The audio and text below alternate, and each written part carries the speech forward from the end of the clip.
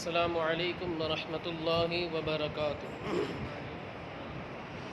نحمده ونصلی علی رسولہ الکریم، اما بعد فاعوذ باللہ من الشیطان الرجیم، بسم اللہ الرحمن الرحیم۔ ان اللہ وملائکتہ یصلون علی النبی یا ایہا الذین آمنوا صلوا علیہ وسلموا تسلیما۔ اللہم صل علی سیدنا و مولانا محمد معدن الجود والکرم وآلہ الکرام وابنہ الکریم وبارک وسلم۔ عزیزان ملت اسلامیہ، ایک حدیث پاک ہے، اللہ کے رسول صلی اللہ علیہ وآلہ وسلم ارشاد فرماتے ہیں کہ اگر ابن آدم کے لیے اللہ رب العزت اگر اسے ایک سونے کی وادی عطا فرماتا تو ابن آدم کی یہ خواہش رہتی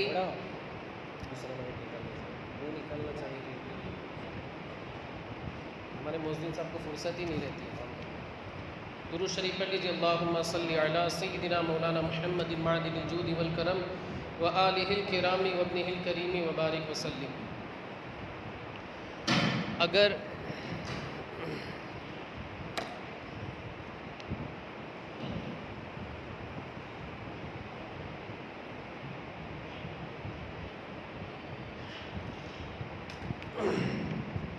اس مائک لگانے کا مقصد یہ ہوتا ہے کہ باہر سوسائٹی میں آواز جائے، کوئی سنے، کوئی کو دو باتیں معلوم ہو تو ان کا بھی بھلا ہو۔ درود شریف پڑھ لیجیے، اللہم صلی علی سیدنا مولانا محمد معدن الجود والکرم وآلہ الکرام وابنہ الکریم وبارک وسلم۔ حدیث پاک میں آتا ہے، اللہ کے رسول صلی اللہ علیہ وآلہ وسلم ارشاد فرماتے ہیں کہ ابن آدم کو اگر اللہ رب العزت ایک سونے کی وادی عطا فرمائے، ایک سونے کی وادی عطا فرمائے تو ابن آدم یہ خواہش کرے گا کہ اس کے لیے ایک کے بجائے دو سونے کی وادیاں ہو جائے۔ اگر ابن آدم کو اللہ رب العزت ایک سونے کی وادی عطا فرمائے تو اس کی یہ خواہش ہوگی کہ اس کے لیے ایک کے بجائے دو سونے کی وادیاں ہو جائے۔ وَلَن يَمْلَأَ فَاهُ إِلَّا التُّرَابُ، اور اس کے منہ کو یعنی اس کی لالچ کو کوئی بھی چیز سوائے قبر کے بند نہیں کر سکتی۔ یعنی وہ بندہ جب قبر میں جائے گا تبھی اس کی لالچ ختم ہوگی، تبھی اس کی حرص اور طمع جو ہے وہ ختم ہوگی، ورنہ تو اللہ اسے پوری کائنات کا اکثر حصہ بھی عطا فرما دے تو بھی اس کی حرص، اس کی طمع اور اس کی لالچ نہیں جائے گی، اس لیے کہ اس کے نفس کو لالچ کی عادت آ گئی۔ اب یہ حرص، طمع اور لالچ کسے کہا جاتا ہے؟ تو علماء کرام نے اس کی تعریف یہ کی ہے کہ بندے کو اگر کوئی چیز مل جائے تو بندہ اسی پر قناعت نہ کرے بلکہ اور کسی چیز کی یا پھر اسی چیز میں اضافے کی خواہش کرے۔ بندہ ناشکری کے کلمات اس کی زبان پر آ جائے اور اتنے ہی پر قناعت نہ کرے بلکہ اور زیادہ وہ چیز اسے ملے، اس بات کا وہ بندہ طلبگار ہو۔ پھر اس کی متعدد قسمیں ہو جاتی ہیں۔ ایک تو اچھی طمع، یعنی اگر انسان جیسے مثال کے طور پر فرض نماز پڑھتا ہے، اس کو نوافل کی طمع، یعنی وہ بندہ نوافل کی بھی خواہش رکھتا ہے کہ آج میں فرض پڑھ رہا ہوں، انشاءاللہ میں نوافل بھی پڑھنے کی کوشش کروں، یعنی اس کی حرص اور اس کی طمع، لالچ جسے کہا جاتا ہے، یہ اچھی طمع ہے کہ میں انشاءاللہ العزیز اللہ کرے اللہ مجھے توفیق عطا فرمائے کہ میں فرض تو پڑھتا ہی پڑھتا ہوں لیکن اللہ رب العزت مجھے نوافل کی بھی توفیق عطا فرمائے اور نوافل بھی میری نہ چھوٹے۔ یہ ہو گئی اس کی اچھی حرص، اچھی طمع اور اچھی لالچ، اور اس کے تعلق سے تو فرمایا گیا ہے کہ بندے کو اس پر ثواب ملے گا۔ اور بری حرص، بری طمع، بری لالچ، تو آپ جانتے ہیں کہ مال میرے پاس آئے چاہے وہ صحیح طریقہ ہو یا غلط طریقہ ہو تو ظاہر سی بات ہے اس کی شریعت میں اجازت نہیں ہے۔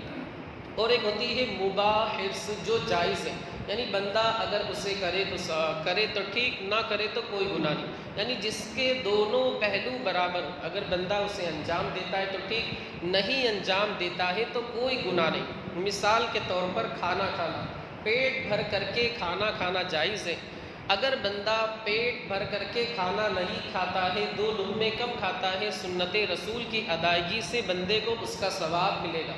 لیکن اگر بندے کی یہ خواہش ہے کہ میں 2 لقمے زیادہ اس لیے کھا رہا ہوں، یعنی ایک طرح کی یہاں پر بھی لالچ ہے، 2 لقمے میں زیادہ اس لیے کھا رہا ہوں تاکہ میں 2 لقمے زیادہ کھاؤں گا تو میرے بدن کے اندر طاقت آئے گی، تقویت آئے گی، اور اس تقویت کی وجہ سے میں زیادہ نمازیں پڑھ سکوں گا، اس تقویت کی وجہ سے، اس طاقت کی وجہ سے میں روزے رکھ سکوں گا، میرا بدن جو ہے وہ مضبوط ہو جائے گا، توانا ہو جائے گا۔ تو ایسی صورت میں یہ جو اس کی حرص ہے، طمع ہے، اس پر بندے کو ثواب بھی ملے گا۔ لیکن آپ حضرات دیکھیں کہ آج انسان نے جو 2 طمع ہے، جو جائز طمع ہے، جائز لالچ ہے، اس کو فراموش کر دیا ہے، اور جو ناجائز طمع ہے اسے بندے نے اپنا لیا۔ ہمیں بزرگان دین کے طریقے پر عمل کرنا چاہیے، صحابہ کرام کے نقش قدم پر چلنا چاہیے، اور کسی بھی صورت میں ان کے دامن کو ہاتھوں سے نہیں چھوڑنا ہے۔ آپ یاد رکھیں، فتح اللہ کے رسول صلی اللہ علیہ وآلہ وسلم ہجرت فرما کر کے مکہ مکرمہ سے مدینہ منورہ تشریف لائے، تو اس وقت کوئی، آپ تو ویسے تو اللہ کے رسول صلی اللہ علیہ وآلہ وسلم کی ہجرت سے پہلے کی بات کریں، اللہ کے رسول صلی اللہ علیہ وآلہ وسلم کی عمر 20-22 سال کے آس پاس ہوئی، 22 یا 23 سال ہجرت سے پہلے کی بات۔ اللہ کے رسول صلی اللہ علیہ وآلہ وسلم نے ہجرت تو اعلان نبوت کے 10-12 سال کے بعد فرمائی۔ اللہ کے رسول صلی اللہ علیہ وآلہ وسلم کا جو کفیل تھا وہ چچا ابو طالب تھے، یعنی پرورش کر رہے تھے۔ ایک مرتبہ چچا ابو طالب نے کہا کہ تم خدیجہ کے پاس جاؤ اور ان کے پاس جا کر کے کہو کہ کچھ کپڑے وغیرہ تمہارے ہمیں دو، ہم جا کر کے باہر ملک شام اور دوسرے ممالک میں جا کر کے انہیں فروخت کریں۔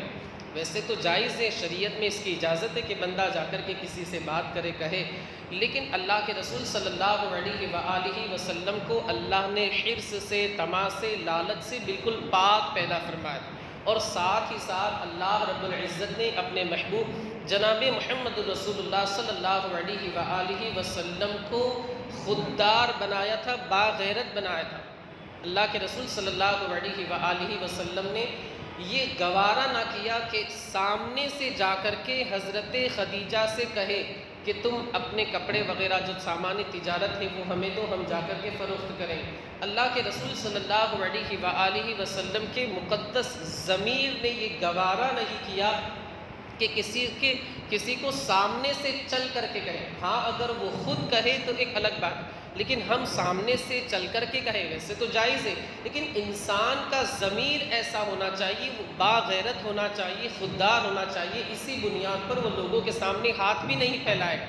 اگر انسان ضمیر فروش ہے، اس نے اپنے ضمیر کا سودا کر دیا ہے، تو لوگوں کے آگے ہاتھ پھیلانے میں، بھیک مانگنے میں بھی اسے ذرہ برابر بھی شرم نہیں آئے۔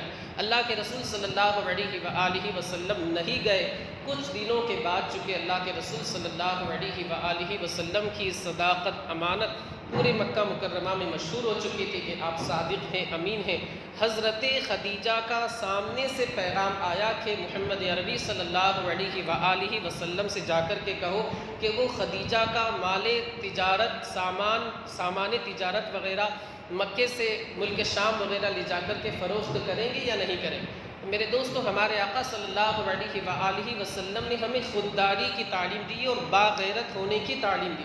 انسان جب خوددار ہوگا تو وہ کسی لالچ میں نہیں پڑے گا، اور اگر انسان خوددار نہیں ہے، بے غیرت ہے، ضمیر فروش ہے، تو لوگوں کے سامنے بھیک مانگنے میں بھی اسے ذرہ برابر بھی شرم اور عار محسوس نہیں ہوگی۔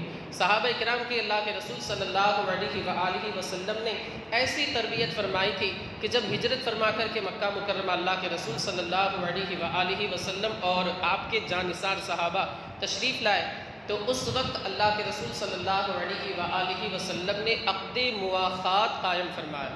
اللہ کے رسول صلی اللہ علیہ وآلہ وسلم نے بھائی چارگی کا ماحول قائم فرمایا کہ یہ ان کے بھائی ہیں، یہ ان کے بھائی، یعنی ایک مہاجر اور ایک انصار، انصار مہاجر کے بھائی، مہاجر انصار کے بھائی۔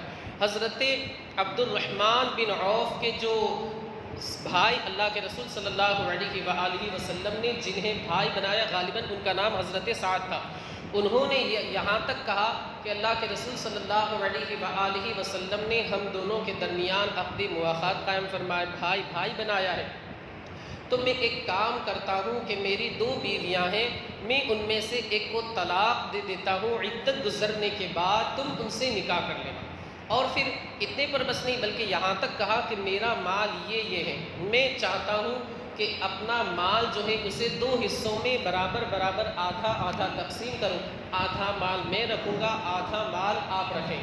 اب آپ اسے سامنے رکھیں اور ہم اپنی زندگی کا اطراف کا جائزہ لیں کہ آج کل انسان کو اگر ایسا آفر دیا جائے، اس طریقے کی بات کی جائے کہ آدھا میرا آدھا تمہارا، تو یقیناً آج کا انسان اتنا بڑا لالچی، اتنا بڑا حریص ہے کہ وہ تو یہ کہے گا کہ آدھا مت دو بلکہ 75% دے دو، 25 آپ رکھو، 75 مجھے دے دو، بلکہ پورا دے دو۔ اس کی تو یہ لالچ ہے۔ آج کل کا انسان اس طریقے کا لالچی اور حریص ہو گیا ہے کہ وہ منع نہیں کرے، مگر قربان جائیے حضرت عبد الرحمن بن عوف، اللہ کے رسول صلی اللہ علیہ وآلہ وسلم کی حسن تربیت تھی۔ اللہ کے رسول صلی اللہ علیہ وآلہ وسلم نے اپنے جانثار صحابہ کی ایسی تربیت فرمائی تھی۔ حضرت عبد الرحمن بن عوف نے ارشاد فرمایا، اللہ تعالیٰ آپ کے مال میں برکتیں عطا فرمائے، اور یہ جو آپ نے بیوی کے تعلق سے کہا ہے تو اس کی بھی مجھے حاجت نہیں ہے، آپ مجھے بطور قرض کچھ رقم وغیرہ دے دیجئے، میں بازار جاؤں گا اور مال تجارت وغیرہ خرید کر کے اسے فروخت کروں گا۔ یعنی خودداری اور غیرت، ویسے بھی عرب کے لوگ خوددار اور باغیرت ہوتے ہیں، ہمیں بھی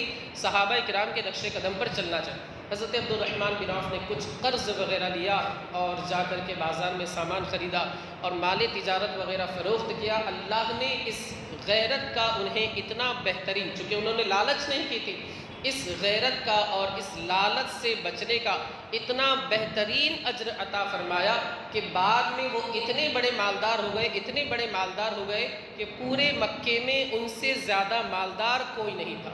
وہ اور حضرت عثمان غنی مکے کے مدینہ منورہ کے اندر ان سے بڑا کوئی بھی مالدار نہیں تھا، حتیٰ کہ جب آپ اس دنیا سے ظاہری طور پر تشریف لے گئے تو آپ کی 2 بیویاں تھیں، ان کے درمیان جب تقسیم ہوئی وراثت کی تو ایک روایت کے مطابق ایک بیوی کو 80,000 درہم ملے۔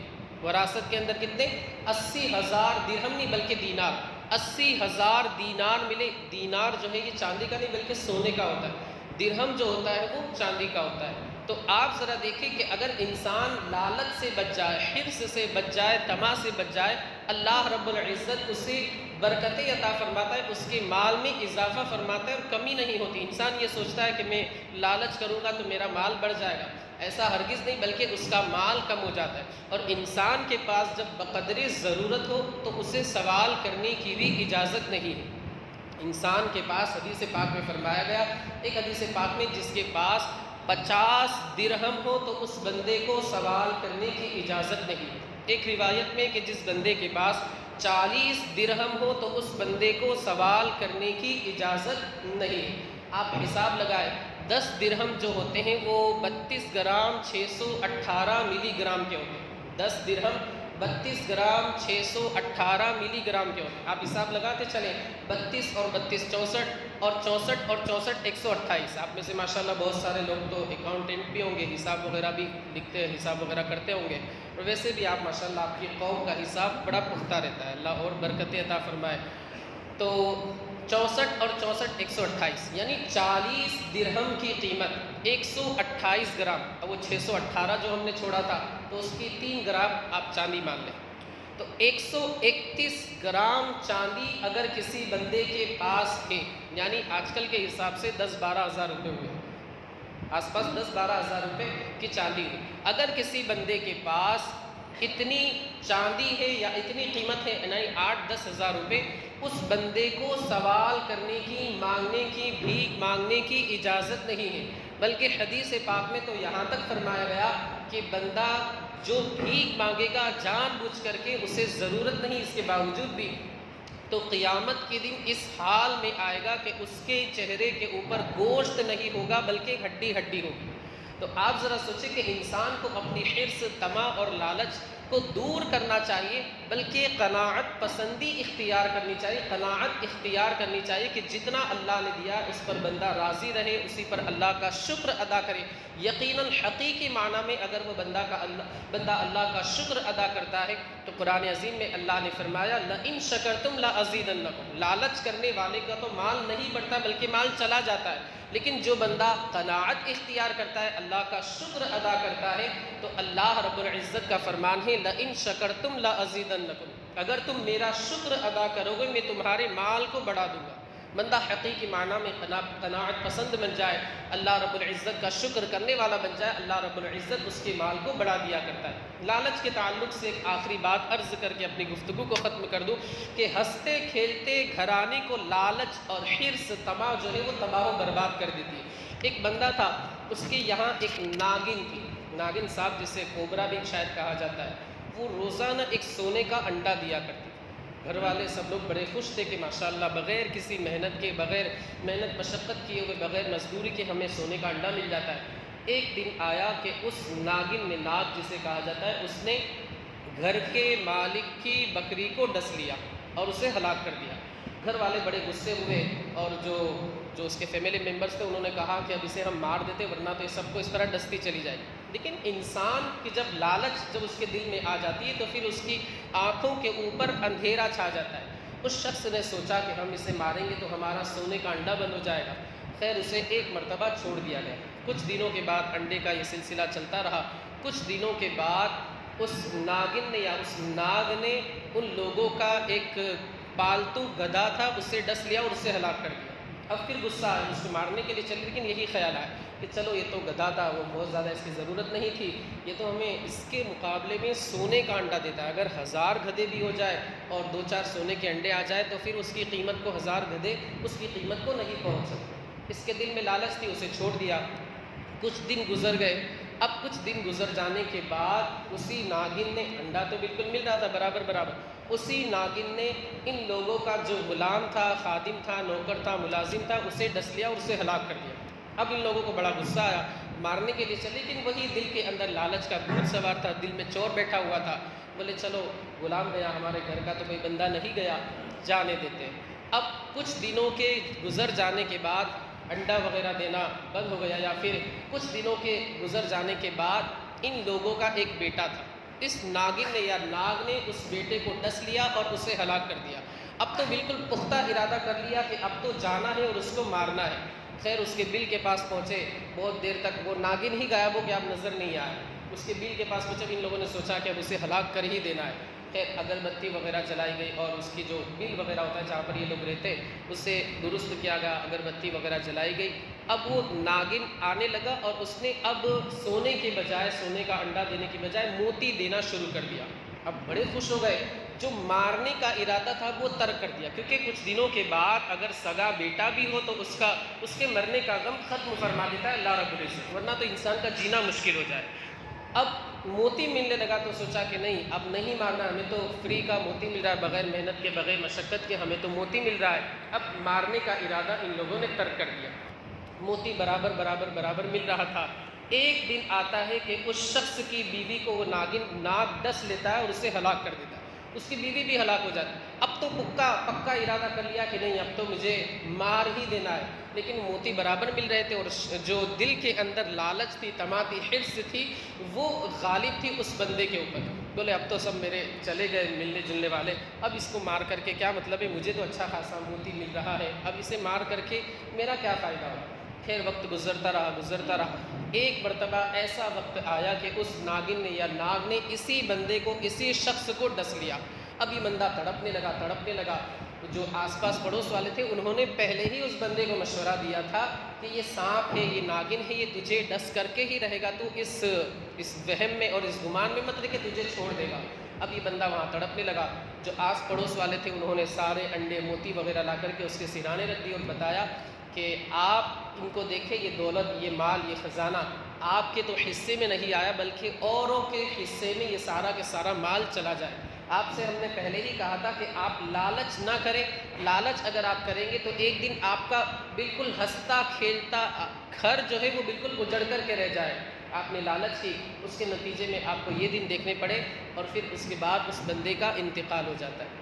عزیزان ملت اسلامیہ، اس حکایت کے بیان کرنے کا مقصد یہ ہے کہ انسان اگر لالچی ہے، اس کی لالچ میں دن بدن اضافہ ہوتا جا رہا ہے تو یہ لالچ اسے ایک دن جہنم کے گڑھے کے اندر ڈھکیل سکتی ہے۔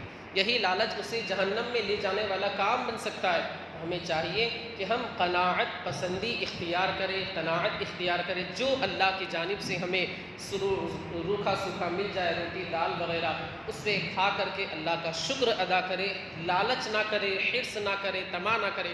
ہاں وہ لالچ ضرور اختیار کرے جس میں نیک کام ہو، نیک کام کی لالچ، جیسے آج میں 1 رکوع پڑھتا ہوں، انشاءاللہ اب سے میں 2 رکوع پڑھنے لگوں، اچھی کام کی حرص رکھے، اچھی کام کی طمع رکھے۔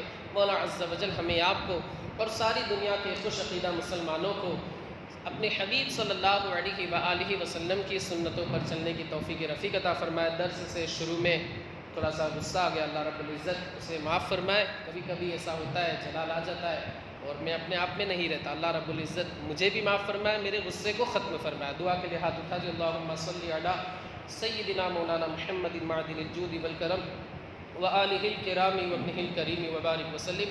اللہم ربنا آتنا فی الدنیا حسنہ وفی الآخرۃ حسنہ وقنا عذاب النار۔ مولا درس میں جو کچھ بھی بیان کیا گیا، اس کے بیان کرنے میں مجھ سے لغزش، غلطی، خطا ہوئی ہو، اپنے حبیب کے صدقے میں اسے معاف فرما۔ مولا اس کی برکتوں سے ہمیں مالا مال فرما۔ مولا اس پر عمل کرنے کی توفیق عطا فرما۔ ہماری بھائی یہاں پر آئے، انہیں جزائے خیر عطا فرما۔ ان کی کمائی میں، کاروبار میں، تجارت میں، رزق حلال میں خوب سے خوب تر برکتیں عطا فرما۔